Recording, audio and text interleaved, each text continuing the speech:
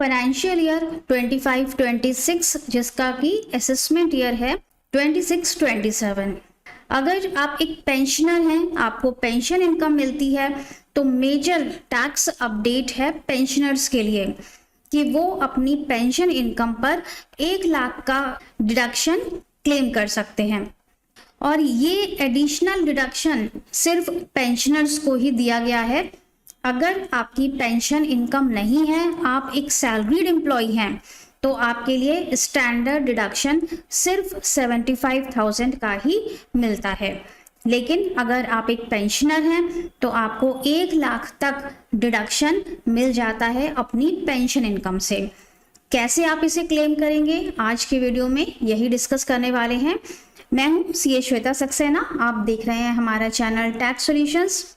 आगे बढ़ने से पहले आपको बता दें कि अगर आप ITR फाइलिंग के लिए हमारी पेड सर्विसेज चाहते हैं तो हमें व्हाट्सएप नंबर पर कांटेक्ट कर सकते हैं। हमारा नंबर स्क्रीन पर फ्लैश हो रहा है। तो चलिए आगे बढ़ते हैं वीडियो में। तो यहाँ पर हम पेंशन की बात कर रहे थे। अगर हमें रेगुलर पेंशन मिलती है तो उसे एज अ सैलरी इनकम ही ट्रीट किया जाता है इनकम टैक्स एक्ट में, और इसमें हमें स्टैंडर्ड डिडक्शन मिलता है। अगर आप ओल्ड टैक्स रिजीम में ऑप्ट करेंगे तो ये स्टैंडर्ड डिडक्शन हमें 50,000 का मिलता है, लेकिन अगर आप न्यू टैक्स रिजीम में ऑप्ट करते हैं तो ये स्टैंडर्ड डिडक्शन हमें 75,000 रुपीज़ का मिलता है। फॉर एग्जाम्पल, आपकी 10 लाख रुपए की पेंशन है तो उसमें से 75,000 का स्टैंडर्ड डिडक्शन लेस हो जाता है, और आपकी जो टैक्सेबल पेंशन बनती है वो सिर्फ 9,25,000 रुपीज़ की बनती है। पेंशन 2 तरह की होती है, एक रेगुलर पेंशन मिलती है और एक हमें फैमिली पेंशन भी मिल सकती है। फैमिली पेंशन और पेंशन इन दोनों में बहुत बड़ा फर्क होता है। पेंशन को जहां सैलरी इनकम की तरह ट्रीट किया जाता है, वहीं फैमिली पेंशन को इनकम फ्रॉम अदर सोर्सेज में ट्रीट किया जाता है। फैमिली पेंशन वो होती है जो कि डेथ के बाद स्पाउस को मिलती है। फैमिली पेंशन का टैक्स ट्रीटमेंट बिल्कुल ही अलग होता है। फैमिली पेंशन को आपकी सैलरी इनकम नहीं माना जाता है। ये टैक्सेबल होती है इनकम फ्रॉम अदर सोर्सेज के हेड में, और इसमें से हमें स्टैंडर्ड डिडक्शन नहीं मिलता है।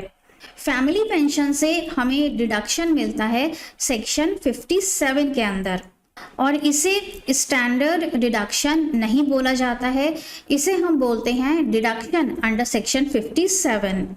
और कितना मिलता है तो इसके लिए लिमिट स्पेसिफाई की गई है, 1/3 of the family pension amount और प्रिस्क्राइब्ड लिमिट। इस समय फाइनेंशियल ईयर 25-26 के लिए ये प्रिस्क्राइब्ड लिमिट है 25,000, और इन दोनों अमाउंट में से जो भी अमाउंट कम होगा उसका हमें डिडक्शन मिलता है सेक्शन 57 में।